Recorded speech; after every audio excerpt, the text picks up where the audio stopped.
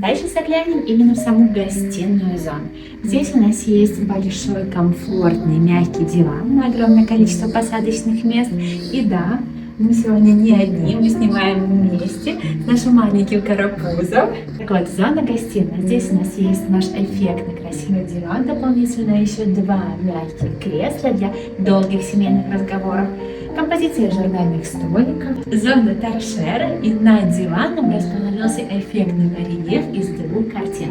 Напротив дивана у нас есть большой телевизор и телевизионная тумба. Отдельно заострю ваше внимание на фрезерованные фасады.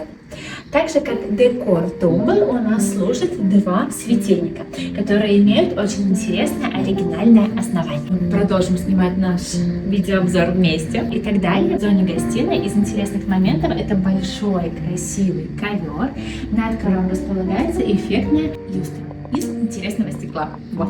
Кстати, еще не сказала вам про наш диванчик, который дополняет и завершает нашу композицию в зоне гостиной, мягкий уютный уголок.